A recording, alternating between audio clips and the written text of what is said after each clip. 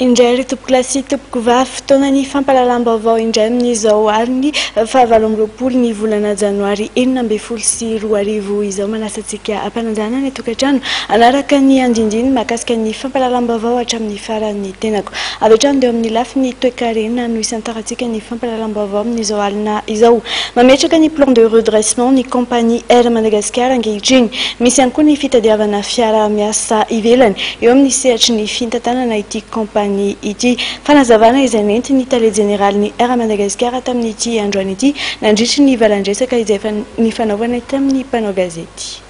Mitentina 5 tapitrisa dolara ny volana namboarana ireo fiaramanidina tamin'ny taona 2024. Betsaka kosa ny lesoka izay resy hita mahakasika ny kompania mpitaterana Air Madagascar izay. Ankehitriny dia misy ny politika mpanavaozana izay entiny tale général ny kompania amin'ny alalan'ny plan de redressement. Toy ny fampiatona ny zotra mampitohy an'izy ity Madagascar, efa misy kosa ny fifampiresahana amin'ny kompania Air Austral ka hiaraha miasa araka ny fanazavana tompony andraikitra. Isin'ny vol tana Réunion Guangzhou.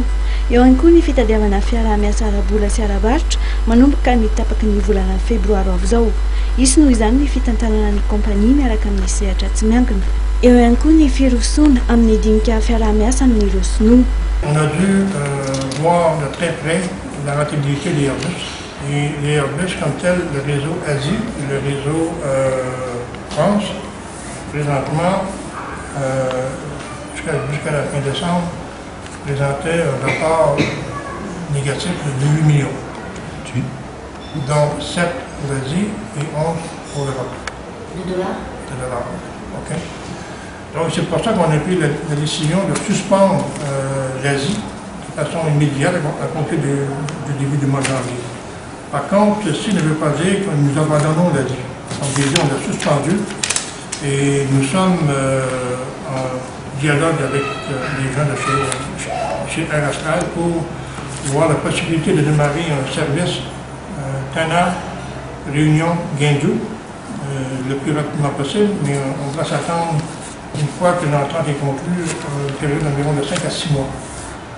Entre-temps, nous aurons des pourparlers avec un transporteur chinois important d'ici 3 semaines. Rayankuni mahakasika ny fanesorana ireo mpiasa miisa 700 amin'ny kompania Air Madagascar. Miisa 9 ireo fiaramanidina ankehitriny araka ny fanazavany tokony andraikitra. Mihoatra kosa ireo olona miasa amin'ny kompania ka izay no ezahina ampianana azy ireo. Tokony olona 50 isaky ny fiaramanidina iray no misahana eo anivon'ny kompania.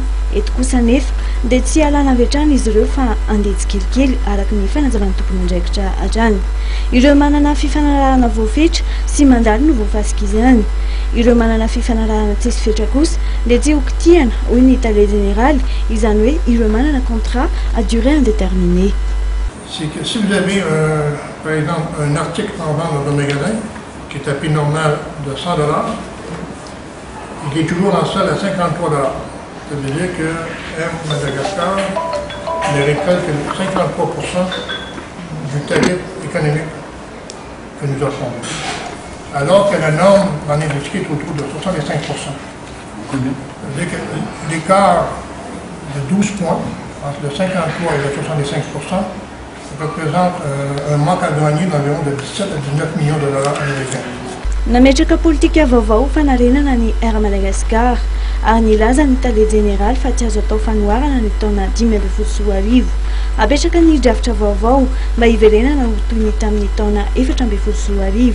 Eto kosa dia fantatra fa ho alana tokoa ireo mpiasa eo anivon'ny kompania fa tsy honohono intsony.